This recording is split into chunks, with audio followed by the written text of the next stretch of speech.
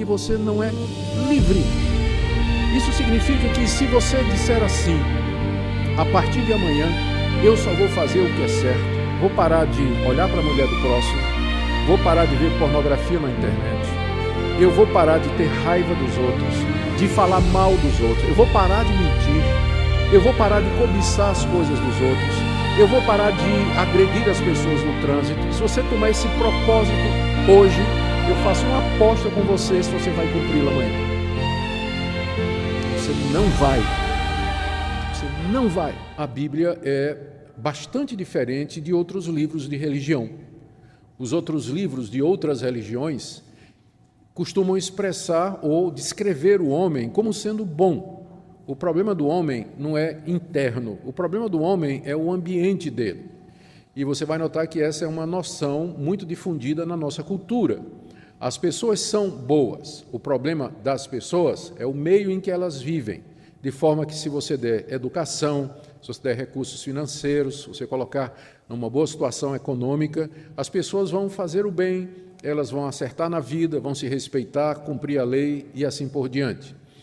O problema com essa visão é que, primeiro, ela não é confirmada pela história, porque, ao contrário, quanto mais a humanidade evolui, quanto mais a situação financeira melhora, quanto mais a educação se espalha pelo planeta, maior o número de guerra, maior os atos de terrorismo, maior a opressão, maior o abandono de crianças, maior a imoralidade, diferentes formas de opressão e corrupção surgem a cada dia. Então, parece que o problema não é um problema do ambiente, embora nós não possamos negar, não devemos negar que o ambiente estimula o que já está no coração do homem, e esse é o nosso ponto, que é a corrupção do coração humano. O que o apóstolo Paulo está fazendo aqui, e com ele toda a Bíblia, é dar a visão que Deus tem da raça humana. Deus não olha para nós e nos vê inocentes, puros, bons, apenas precisando de uma oportunidade. Deus nos olha e Ele nos diagnostica como sendo corrompidos da cabeça aos pés, inclinados a todo mal, avessos ao bem, rebeldes, desobedientes e prontos para fazer todo tipo de mal se nós tivermos a chance e a oportunidade. E nisso não há exceção. Não há exceção. Não é uma questão de raça, cultura, gênero, se é homem, se é mulher, de idade, mas desde a criança até o mais velho, homem ou mulher, de qualquer cultura, língua, raça, nação, qualquer posição social, o diagnóstico é o mesmo, corrompido da cabeça aos pés e, portanto, debaixo da ira e do juízo de Deus. Então, esse é o quadro que a Bíblia toda nos apresenta a respeito da humanidade. E é o que Paulo faz nos 3 primeiros capítulos da Carta aos Romanos. Ele tem como objetivo, ao acabar com toda a nossa confiança em nós mesmos, é até meio que deprimente, né, os primeiros 3 capítulos, dou graças a Deus que a carta não termina aqui, mas o alvo dele é, depois de demolir e destruir toda confiança que nós possamos ter em nós mesmos, ele vai apresentar a solução de Deus, que é a justificação pela fé, mediante a obra completa de Cristo Jesus. E é o que nós veremos a partir do próximo domingo, mercê de Deus. Nós vamos entrar na segunda parte da carta, que é a justificação pela fé. Mas aqui o apóstolo Paulo arremata, ele fecha essa primeira sessão, onde ele demonstrou que a raça toda está debaixo do pecado. E é exatamente isso que ele faz. Verso 9, ele introduz então a conclusão com essa pergunta. O que se conclui de tudo isso que eu disse antes? Particularmente, o que é que se conclui do que ele tinha dito imediatamente antes, vocês lembram, capítulo 3, de 1 a 8, quando alguém perguntou qual é a vantagem do judeu. O judeu tem alguma vantagem? São todos pecadores, mas o judeu não teria uma vantagem porque ele tem a lei de Deus, porque ele tem o conhecimento de Deus, enquanto que os pagãos não têm? Então, Paulo pega esse gancho aqui no verso 9. O que é que se conclui? Temos nós qualquer vantagem? Nós, judeus, Paulo era judeu, Nós, judeus, nós temos mais vantagem do que aquelas pessoas que são pagãs, que vivem nos desertos, nas matas, nas florestas, nunca ouviram falar de Deus, nunca ouviram falar de Jesus Cristo, enquanto que o judeu tem a revelação escrita de Deus. Será que isso não coloca o judeu em vantagem contra os pagãos, aqueles que não são judeus? E a conclusão de Paulo no verso 9 é: não, de forma nenhuma. Não, eles não têm mais vantagem. Por quê? E aí ele diz: pois já temos demonstrado, ele está se referindo ao capítulo 1, capítulo 2 e capítulo 3, já demonstrei que todos, tanto judeus como gregos, estão debaixo do pecado. Então aqui nessa frase você tem o resumo dos capítulos 1, 2 e 3. É uma demonstração que Paulo fez de que todos estão debaixo do pecado, tanto gentios como judeus, jovens, mulheres, crianças, de todas as raças, nacionalidades. Essa é uma descrição universal da condição humana. Todos estão debaixo do pecado. Eu já demonstrei isso, diz o apóstolo Paulo. E vocês se lembram como é que ele demonstrou. No capítulo 1, vamos voltar só um pouquinho para a gente não perder a sequência. Lá no capítulo 1, Paulo falou que a ira de Deus se revela do céu no meio do povo, da humanidade em geral. Há uma revelação que Deus faz de si mesmo e que está na consciência de cada pessoa. Ou seja, cada pessoa que há nesse mundo sabe lá no íntimo que existe um Deus e que esse Deus está irado. A pessoa todo mundo tem consciência do certo e do errado. Uns mais, uns menos. Essa consciência às vezes é embotada pela cultura, pelos costumes, mas no coração de todo homem há esse conhecimento implantado da parte de Deus de que existe uma realidade maior e por detrás daquilo que nós conhecemos e do mundo em que nós vivemos. Isso tudo não veio do acaso, existe algo antes, algo ulterior, algo que é a razão de ser de todas as coisas. O mundo não veio do acaso, porque do nada, nada se gera. O acaso não gera, o caos não gera ordem, não gera inteligência, informação. Então, há um conhecimento inato. A pessoa não precisa ter lido a Bíblia, ter ouvido o Evangelho, ter ouvido falar de Moisés, para saber que existe um Deus. Então, é isso que Paulo diz aqui no capítulo 1. Essa revelação de Deus está na consciência de cada pessoa e também brilha na natureza ao nosso redor. As coisas criadas são uma prova imediata, clara da existência de Deus. Existem certas coisas que elas são evidentes em si mesmo. Se você, por exemplo, perguntar, o presbítero Adriano, ele existe? Ele está aí? Eu vou olhar para ele e vou dizer, sim, ele existe e está aqui. Diz, como é que você prova? Eu não preciso de prova, esse é um conhecimento imediato, peculiar, é autoevidente. Ele está aqui, eu estou falando com ele, posso tocar nele. Então, tem certas coisas que não carecem de demonstração lógica, porque elas são autoevidentes, e uma delas é a existência de Deus. Há uma glória peculiar na natureza, há uma glória intrínseca em Deus, de forma que ele é reconhecido sem que seja preciso a demonstração científica de tese do antecedente, a argumentação filosófica, argumento da física quântica para mostrar que tudo isso aqui não precisa. A existência de Deus ela é autoevidente, ela está no coração, é óbvio, está na cara de todo mundo. O que acontece é que as pessoas rejeitam esse conhecimento. Elas não querem esse conhecimento, elas se rebelam contra esse conhecimento, mas é autoevidente a existência de Deus. É o ponto do apóstolo Paulo no capítulo 1. Por isso, os pagãos não podem argumentar diante de Deus no dia do juízo. Eu não sabia que existia um Deus, por isso eu adorei a pedra, o pau, adorei o sol, a lua, as estrelas, os bichos, porque eu não sabia que existia Deus. Eles não vão poder dizer isso. Porque o conhecimento de Deus é inato ao homem. Ninguém nasce ateu ou idólatra, mas perversões desse tipo são desvios do conhecimento de Deus implantados no coração do homem desde a sua concepção. É o argumento número 1 de Paulo, que vai aí no capítulo 1, de 18 até 32. Depois Paulo se volta para os judeus, porque eles são aparentemente uma categoria à parte.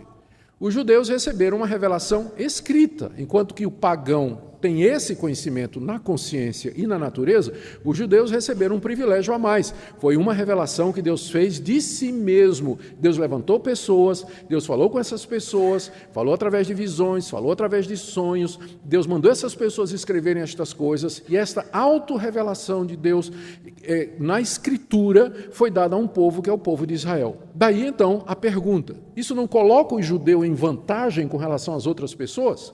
Porque eles, além da revelação natural e da consciência, têm também a revelação especial, a revelação escrita. E Paulo, no capítulo 2, diz: não é uma vantagem e não é. Seria uma vantagem se o judeu obedecesse o que Deus está dizendo. Só que ele não obedece, porque ele é da mesma raiz do restante da humanidade. São pecadores corrompidos. Então, mesmo que o judeu recebeu a lei, isso não representa vantagem nenhuma, porque ele, mesmo que ele critique os pagãos, ele prega contra um monte de coisa, ele ensina a lei, mas ele quebra tudo aquilo que ele ensina. Ele mesmo não guarda a lei. E essa demolição da autojustiça judaica, Paulo faz no capítulo 2, do verso 1 até o verso 29. Todo o capítulo é a respeito dos judeus.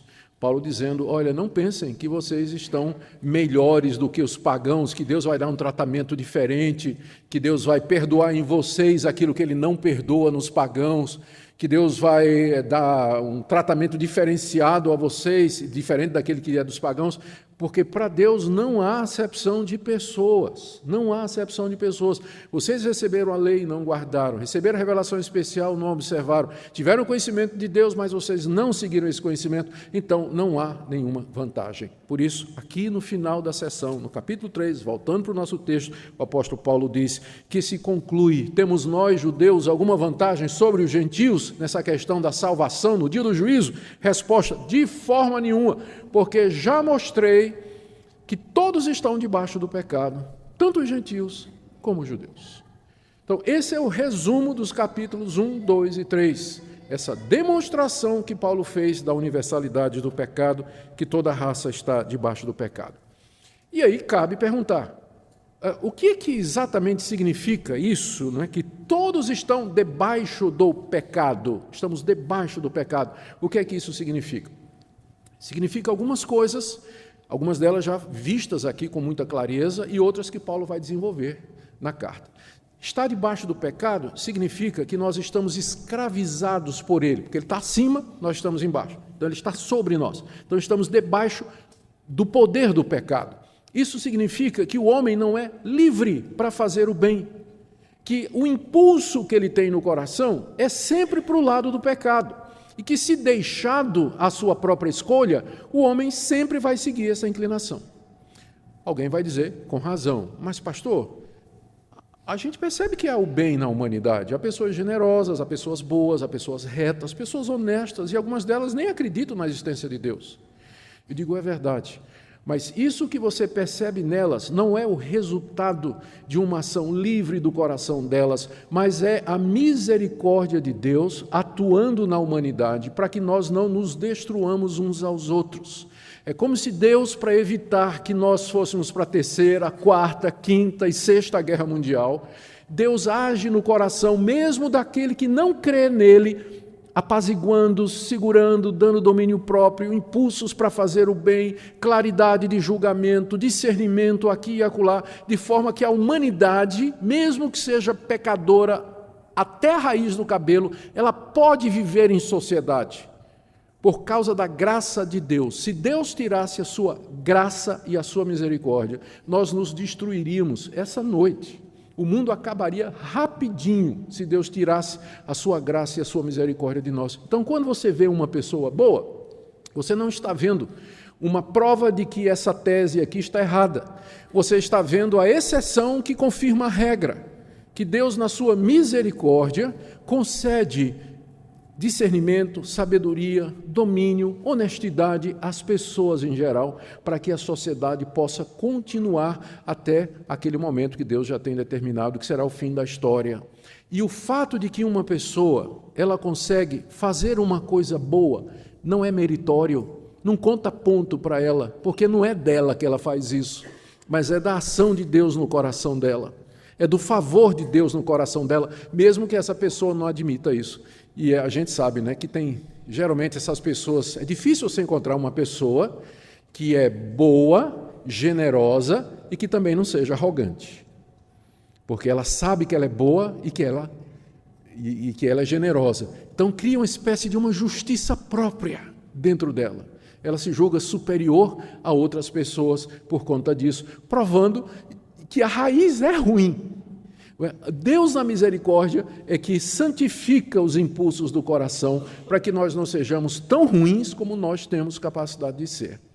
Para que nós não sejamos tão ruins como nós podemos ser. Então, estar debaixo do pecado significa que você não é livre. Isso significa que se você disser assim, a partir de amanhã, eu só vou fazer o que é certo, vou parar de olhar para a mulher do próximo, vou parar de ver pornografia na internet, eu vou parar de ter raiva dos outros, de falar mal dos outros, eu vou parar de mentir, eu vou parar de cobiçar as coisas dos outros, eu vou parar de agredir as pessoas no trânsito. Se você tomar esse propósito hoje, eu faço uma aposta com você se você vai cumpri-la amanhã. Você não vai. Você não vai. Você vai ver que a força do pecado é muito maior do que as suas melhores intenções. É isso que significa a humanidade está debaixo do pecado. Ela está debaixo do poder escravizador do pecado. Você não consegue mudar pela sua própria força, pela sua decisão, do tipo assim, escrever, hoje é dia 6 de novembro, no dia 10 de novembro eu vou me tornar uma nova pessoa. Eu vou ser o marido que minha mulher sempre quis, eu vou ser aquele pai de família maravilhoso para os meus filhos, vou ser o empregado exemplar, não é? Você coloca, faz o voto, anota na agenda e quando chegar no dia 10, fala comigo. No dia 11, né? Porque eu vou te dar um dia de prazo. Dia 11, fala comigo. Você não vai. Por quê? Está debaixo do pecado. Estar debaixo do pecado significa não somente estar escravizado ao poder do pecado, mas significa que você está condenado pelo pecado. Porque pecado é a desobediência à lei de Deus, é você rejeitar essas revelações que Deus fez de si mesmo, é você fazer pouco caso de Deus. E o Deus que é santo, que é criador de todas as coisas, todo-poderoso, onisciente, onipresente, que lhe conhece, e lhe acompanha e sabe de todas as coisas, ele não pode deixar a sua desobediência passar em branco. A justiça de Deus exige que você seja punido. Estar debaixo do pecado, portanto, é estar debaixo da ira de Deus por conta desses pecados. É estar condenado diante de Deus. É não ter desculpa ou apologia diante de Deus pelos seus atos, mas porque você está debaixo do pecado. Essa é a condição de toda a raça humana, diz o apóstolo Paulo. Estar debaixo do pecado significa também que você é incapaz de resolver essa situação. Eu sei que tem pessoas que dizem assim, não, se eu fizer uma quantidade razoável de coisas boas, eu posso compensar as más. Não, não pode não. Na vida real, você sabe muito bem que não funciona nem assim. Você toma um empréstimo, você esqueceu... Você não conseguiu pagar 10 parcelas. Aí você diz, não, a partir agora da 11ª eu vou pagar tudo certinho. Ótimo, você vai pagar tudo certinho a partir da 11ª parcela. Mas continua devendo as outras 10. Pagar certo daqui para frente não apaga o que você fez errado antes. Continua devendo. Então, por mais boas obras, caridade, ajuda ao pobre, gestos de gentileza que você faça, não compensa, não paga, não equivale, não equilibra a balança diante de Deus. Você está debaixo do pecado e você deve diante de Deus. Você está debaixo da ira dele, da justa condenação. É isso que significa. Estamos debaixo do pecado. Encerrados debaixo da condenação justa que os nossos atos merecem. Dito isso, o apóstolo Paulo passa a provar o que ele está dizendo pelas Escrituras, essa revelação especial que Deus deu a respeito de si mesmo e a de nós. E nos versículos 10 a 18, ele faz cerca de 7 citações, 6 delas são do livro dos Salmos e uma do livro de Isaías. onde ele prova o que ele está dizendo. Por que Paulo está citando a Bíblia nesse contexto? Porque ele está escrevendo para uma igreja onde tinha muitos judeus. E os judeus tinham as Escrituras, o Antigo Testamento. Os judeus conheciam os Salmos, conheciam o profeta Isaías, conhecia até o livro de Joel, não é? E o livro de Oséias, conhecia todo o Antigo Testamento, era conhecido por eles. Então, ao citar as Escrituras, Paulo, é como se Paulo estivesse dizendo assim: isso que eu estou dizendo para vocês, de que nós estamos todos debaixo do pecado, isso não sou eu que estou inventando, isso está na Bíblia de vocês, isso está no livro que vocês receberam como sendo a revelação final de Deus. Ou seja, Paulo apresenta o argumento maior e final e definitivo, porque se ele puder provar na Escritura que todos estão debaixo do pecado, então ele ganhou o ponto, ele ganhou a discussão. E o judeu vai estar vencido, porque o judeu, Paulo aqui está batalhando no próprio campo dos judeus. Paulo está usando o livro que eles aceitam como sendo a revelação final e última de Deus, a palavra verdadeira de Deus. Então, essa mesma palavra, ela diz que todos nós, inclusive vocês, judeus, estão debaixo do pecado. Então, nós podemos dividir as citações que Paulo faz aqui em duas partes. Numa primeira parte, Paulo reúne versículos do Antigo Testamento, passagens que mostram a nossa situação diante de Deus. Então, aqui no verso 10, 11 e 12, Paulo faz uma citação do Salmo 14, versos de 1 a 3. Eu queria que você lesse comigo. Salmo 14, versos de 1 a 3. Ele vai lá para o livro dos Salmos, e lá o livro dos Salmos diz: diz o insensato no seu coração, não há Deus, corrompem-se e praticam abominação. Já não há quem faça o bem. Do céu olha o Senhor para os filhos dos homens, para ver se há quem entenda, se há quem busque a Deus. Todos se extraviaram, juntamente se corromperam, não há quem faça o bem, já não há nenhum sequer.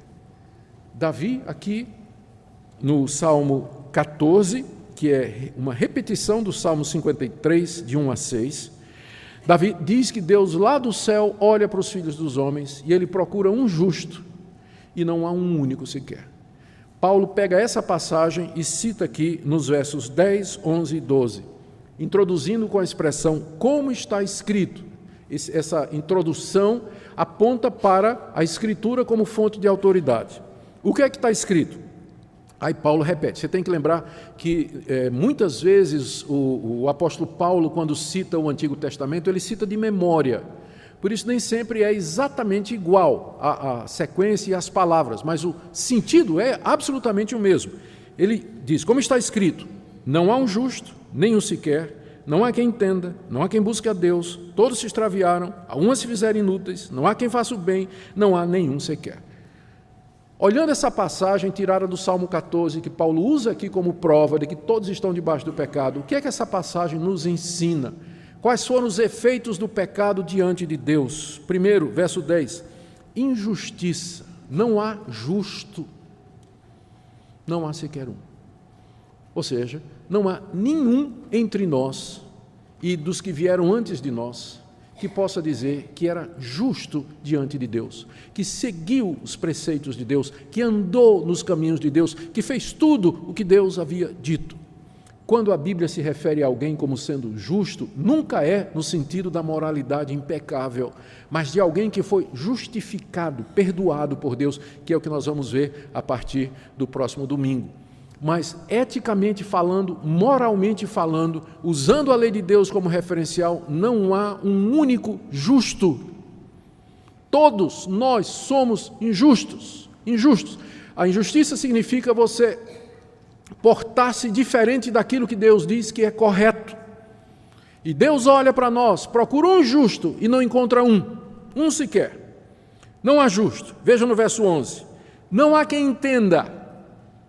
Não é que nós somos burros, na verdade tem muita gente inteligente, há gente que tem um intelecto monstruoso, não é esse tipo de entendimento que a Bíblia se refere, mas a capacidade de entender a Deus e as coisas de Deus. Não tem um único que por si mesmo seja capaz de entender quem é Deus, os caminhos dele, o plano dele. As maiores autoridades intelectuais da época não perceberam que Jesus era Deus no meio deles. Os escribas, os fariseus, os romanos, os filósofos gregos rejeitaram o próprio Deus. Eles não entendem. Não há ninguém que entenda. Se eu e você formos deixados a nós mesmos, nós nunca vamos entender o Evangelho. Nós nunca vamos entender que somos pecadores, precisamos de redenção. O pecado afetou nossa capacidade de discernir as coisas espirituais. Continuamos inteligentes, mas tem algo errado na nossa inteligência. Ela está afetada quando diz respeito às coisas de Deus. Não há quem entenda. Ainda verso 11. Não há quem busque a Deus. Há uma ojeriza no coração humano. Eu vou usar a palavra, né? Há um nojo no coração humano com relação às coisas de Deus.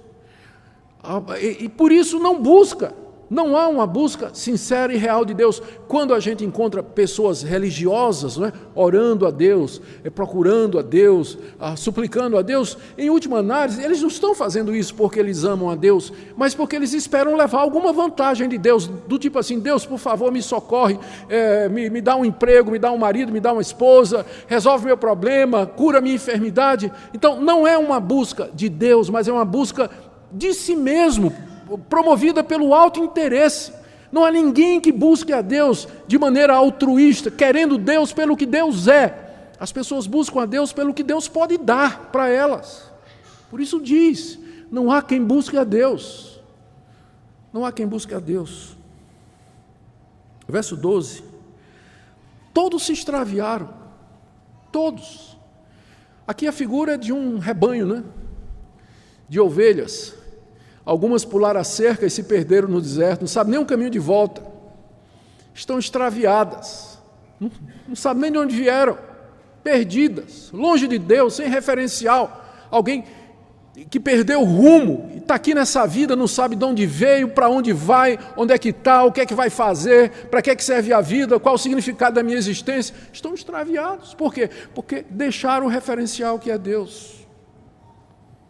Verso 12 ainda. A uma se fizeram inúteis, porque uma vida que não é vivida para a glória de Deus, que é o objetivo pelo qual nós fomos criados, é uma vida que se perde, vidas inúteis. Os anos se passam, e o que é que as pessoas fazem com sua vida?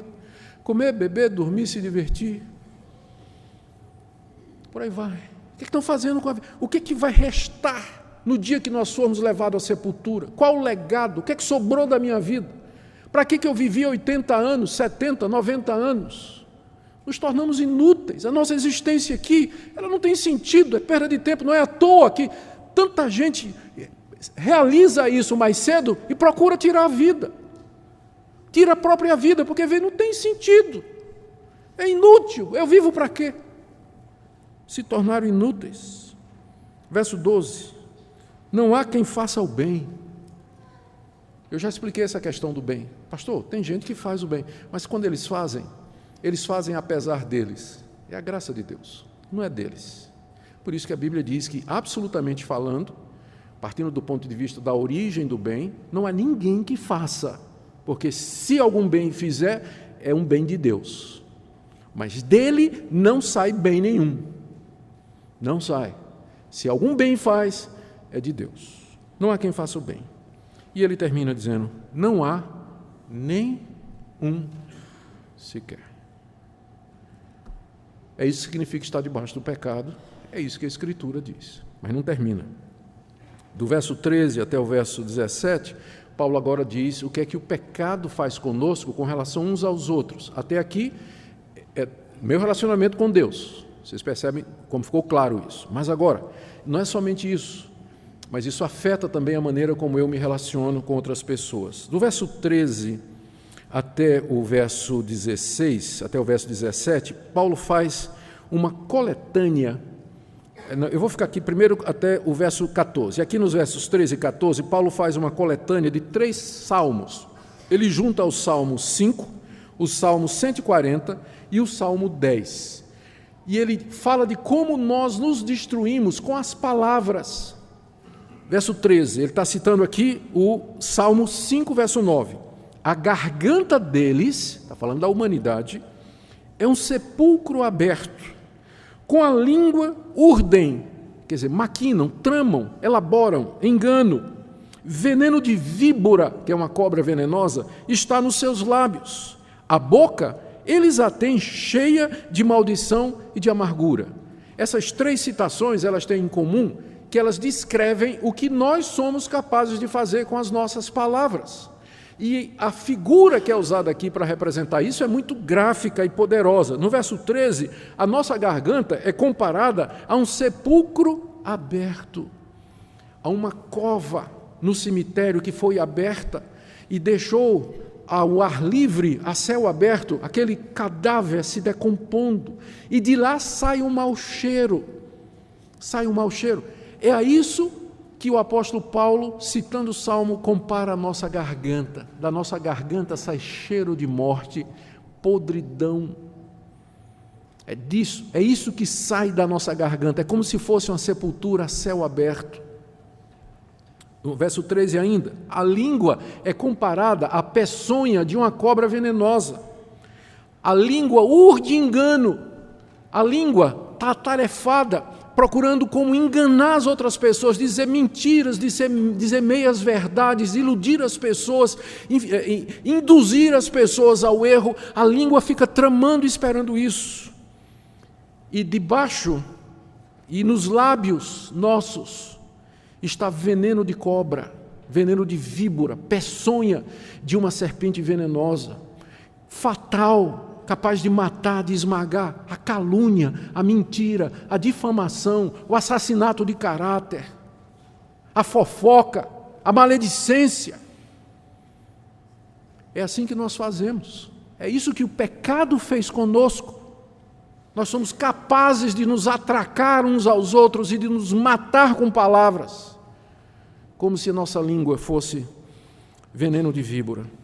A boca, continuando ainda, aqui agora está no Salmo 10, eles a têm cheia de maldição e amargura.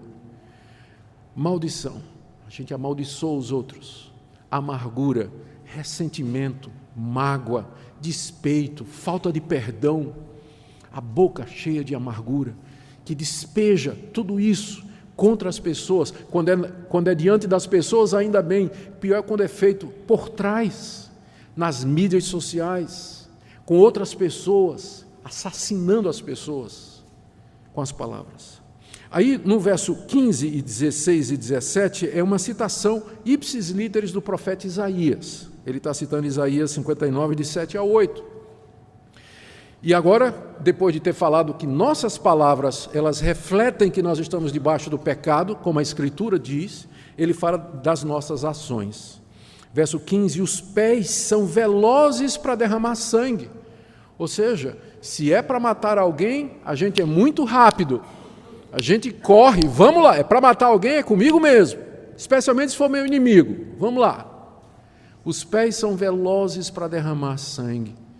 A ideia aqui de um assassino que corre velozmente ao encontro da sua vítima e tem como objetivo derramar o sangue dela e matar. No verso 16, nos seus caminhos há destruição e miséria, e desconheceram o caminho da paz. Não conheço paz, eu quero guerra, quero conflito, quero discussão, quero litígio, quero contenda. Não estou satisfeito com nada, não aceito desculpas, não aceito reconciliação, nada. Eu não conheço o caminho da paz, o meu caminho é o caminho da guerra, dos pés velozes para derramar sangue, da língua ferina de serpente, da garganta que é sepulcro aberto. Essa é a descrição que o apóstolo Paulo dá aqui da humanidade. É uma descrição aterradora, é uma descrição que nos deixa humilhados e no pó e na cinza, e que nos faz perguntar qual a origem de tudo isso. E a resposta vem no verso 18, quando ele diz, ele fecha, não é? Dizendo, não há temor de Deus diante dos seus olhos. Ele está citando o Salmo 36, verso 1. Não há temor de Deus. O que é temer a Deus? Temer a Deus é você saber que existe um Deus que lhe conhece, um Deus que é onisciente, onipotente e onipresente, e que Ele é poderoso para chamar você para prestar conta do que você faz. Se você temesse a Deus, você não fazia o que você faz. Temer a Deus significa respeitá-lo, honrá-lo, amá-lo até, a ponto de que você vai viver para Ele e para a glória dEle. Onde não há temor a Deus, as pessoas fazem o que elas querem, porque elas não temem o juízo. Ainda não me acostumei a ver o pessoal passando farol vermelho. Mas eu notei que eles só passam onde não tem câmera fixa. Não sei se vocês já perceberam isso. Perceberam? O pessoal só fura o farol vermelho onde não tem aqueles radarzinhos. Agora, onde tem um radarzinho, para direitinho ali. Mesmo que não venha carro nem do lado, nem do outro, fica tudo paradinho ali. Por quê? Temor. Temor da autoridade. Quando eles sabem que não tem, até mesmo vindo no carro, não é verdade? Não há temor de Deus diante dos seus olhos, e porque não há temor de Deus, as pessoas se sentem à vontade para fazer todo esse tipo de coisa. Todo esse tipo de coisa. A parte final, 19 a 20, é a resposta a uma questão que ainda queda irrespondida, e que pode ser formulada da seguinte maneira: ok, Paulo, você venceu. Não tem como argumentar. Não tem como argumentar contra isso, contra o que a Bíblia está dizendo. De fato, somos pecadores, miseráveis, debaixo do pecado, inúteis, justamente condenados por Deus. Mas então, uma pergunta: se Deus sabe que nós somos assim, por que Ele deu os 10 mandamentos? Não terás outros deuses diante de mim, não farás para ti imagem de escultura, não tomarás o nome do Senhor teu Deus em vão, lembra-te do dia de descanso para santificar, honra pai e mãe, não matarás, não adulterarás, não furtarás, não dirás falso testemunho, não cobiçarás nada do teu próximo. Se Deus já sabia que nós não cumprimos isso, por que é que Ele deu a lei, particularmente aos judeus? Escreveu essa lei no coração do homem e deu essa lei escrita aos judeus. Paulo diz que a lei foi dada por 3 razões, versos 19 e 20. Primeira, sabemos que tudo que a lei diz, aos que vivem na lei o diz, que é toda a humanidade que está debaixo da lei de Deus, para que se cale toda a boca. Porque uma coisa é eu dizer para vocês isso que eu estou dizendo, e a outra é convencer vocês. No início do meu ministério, já contei essa história aqui, eu era evangelista no interior de Pernambuco. Fui plantar uma igreja numa cidade chamada Gamileira, que era uma subsidiária, era uma cidade que foi fundada por conta da usina Cucaú, uma das maiores usinas lá do Nordeste. Então eu fui plantar uma igreja lá, no meio de cortadores de cana. E eu me lembro que eu chegava numa casa, falava com a pessoa, bom dia, cumprimentava e tal, dizia, eu estou aqui distribuindo a palavra de Deus, queria saber se eu posso entrar e conversar. Ah, muito bem, pessoal sempre muito educado, recebia, abria a porta, eu entrava, sentava, começava a conversar, servia um cafezinho, a conversa começava, e aí a uma certa altura eu dizia, eu vim falar aqui a respeito de Jesus Cristo, porque você sabe que você precisa de Jesus Cristo para a sua salvação, né? Você é um pecador. A pessoa diz, eu sei, pastor, eu sei que sou pecador, né? E eu disse, sim, e você sabe também que você está condenado ao inferno, né? A pessoa disse, mas peraí, pastor, eu não sou tão pecador assim, não. Tem gente pior do que eu. Né? O meu vizinho aqui mesmo, você precisa ver o que é que ele faz com a mulher dele. Eu digo, então vamos fazer uma coisa, deixa eu ler aqui, vamos fazer assim, vamos ler os 10 mandamentos, e depois de ler os 10 mandamentos, então nós vamos retomar desse ponto aqui. Posso ler? Ele disse, pode. E eu disse, eu vou ler e interpretar como Jesus interpretou. Não terás outros deuses diante de mim. O dinheiro pode ser um Deus. O que é mais importante na sua vida? O que é que você dedica mais tempo? Não farás para ti imagem de escultura, a imagem de Maria ali pendurada, né? Tudo mais, ó, tá. Não tomarás o nome do Senhor teu Deus em vão. Você fica dizendo, né, Armaria, Virgem Maria ou não. Armaria, isso aí pode, porque não é nome de Deus. Mas, ai meu Deus, vale-me Deus, ou qualquer outra coisa. Você fica dizendo essas coisas. Pastor, agora que o senhor falou tal, é verdade. Você sempre obedeceu aos seus pais? Pastor, agora que o senhor falou, não, eu fui meio desobediente e tal. E a mulher dos outros, você já olhou? Pastor, já que o senhor está perguntando. Né, tá. No final, quando chegou no final dos 10 mandamentos, sabe quanto ele tinha guardado? Nenhum. E aí o argumento dele, acabou. A lei foi dada para calar a boca da gente, a sua e a minha, para que você não fique dizendo, tem gente pior do que eu não tenho culpa disso, Deus é injusto, eu sou inocente. A lei foi dada para calar a boca do homem, porque essa é a grande desgraça do pecado. Ele não somente corrompe o coração do homem, mas cega o homem para ver a sua realidade. Ele não consegue ver que ele é tão pecador, ele não consegue se conscientizar que ele merece o castigo de Deus. Por isso Deus deu a lei, que funciona como espécie de espelho. Olhe-se na lei e você vai ver se você é um pecador ou não. Para isso que a lei foi dada, para calar a boca de todo mundo. Segunda razão que a lei foi dada, final do verso 19, para que todo mundo seja culpável diante de Deus. A culpa já havia e o pecado já havia, mas era necessária uma formalização. E a lei, então, é essa formalização. Deus vai dizer, você está condenado por quebra desse mandamento, desse mandamento, desse mandamento, de todos os mandamentos. Então, a lei, ela torna todo mundo culpável. Deus pode agora imputar a culpa, porque há um referencial que é a lei, dizendo, é essa a minha vontade, é isso que é o certo e errado, você quebrou isso aqui, portanto, o veredito é culpado. A lei foi dada para essa formalização. Terceiro, no verso 20, ele diz que, no final, em razão de que pela lei vem o pleno conhecimento do pecado. A lei foi dada para que o pecado fosse plenamente conhecido.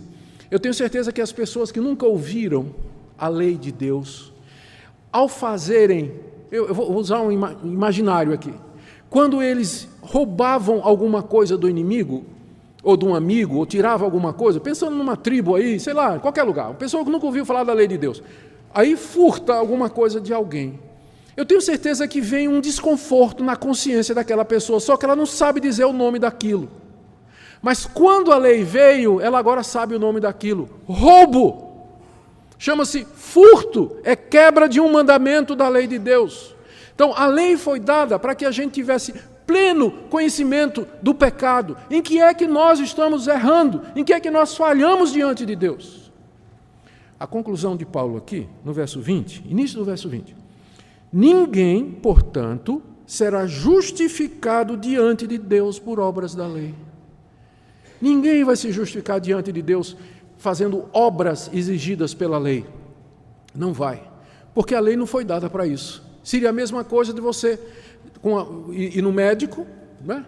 E você está sentindo que está tossindo, está escarrando sangue, está com febre. Então o médico tira lá, coloca você naquele aparelho e tira uma chapa de raio-x. E na chapa de raio-x vem lá a mancha. Você está com pneumonia. Então aquela chapa de raio-x, né? Hoje em dia tudo, eu estou falando da minha época que tinha chapa, hoje em dia é tudo no computador, né? Mas vocês estão me seguindo. Então né? O médico pega aquela chapa, põe naquele quadrinho luminoso, né?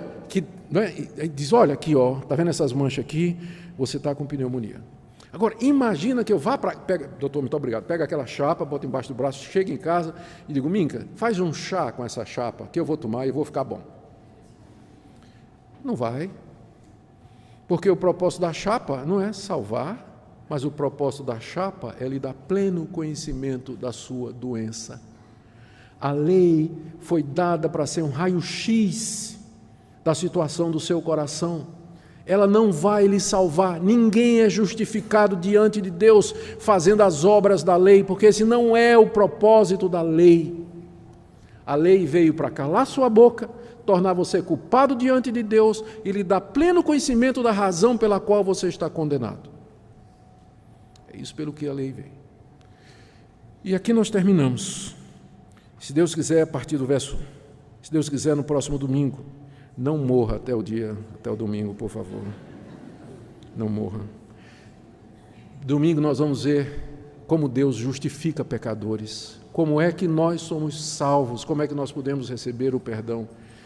Isso Paulo começa a explicar a partir do verso 21, mas eu quero terminar dizendo algumas coisas. Talvez você entrou aqui essa noite pensando que você tem controle sobre a sua vida, do tipo assim, você sabe que faz algumas coisas erradas, mas que você pode mudar quando você quer.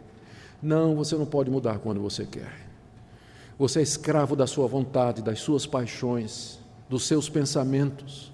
Se Deus não interferir na sua vida, não chamar você, esclarecer seu coração, sua mente, mudar a orientação do seu coração, você vai morrer nos seus pecados.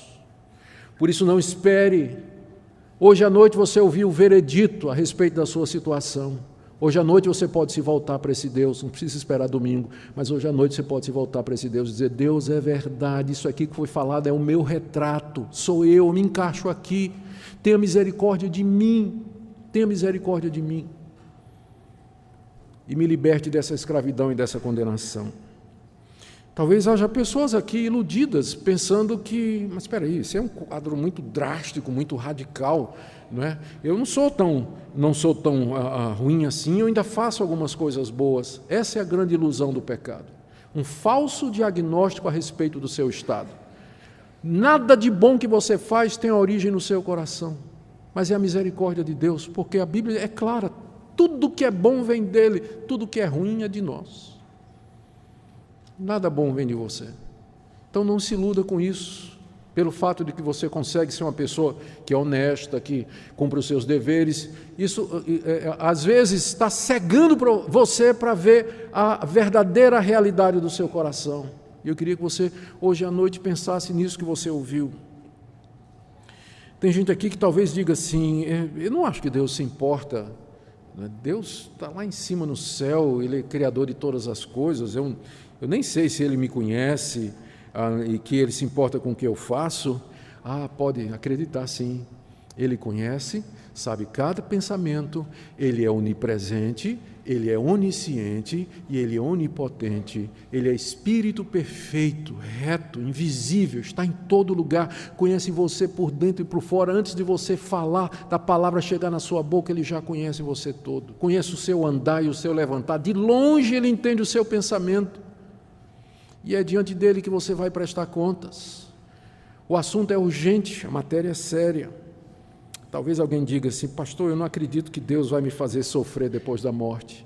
O que leva você a acreditar nisso? Às vezes, a gente confunde um desejo que a gente tem com a realidade. Você gostaria que Deus não fizesse isso depois da sua morte, mas não quer dizer que Ele não vai fazer. Pastor, eu não acredito que Deus vai me condenar, jogar no inferno depois da minha morte. Qual a base que você tem para dizer que Ele não vai fazer isso? Especialmente depois dessa demonstração clara da pecaminosidade universal e geral da raça humana, onde você se insere. Quem lhe garante isso? Então, nessa noite, sem demora,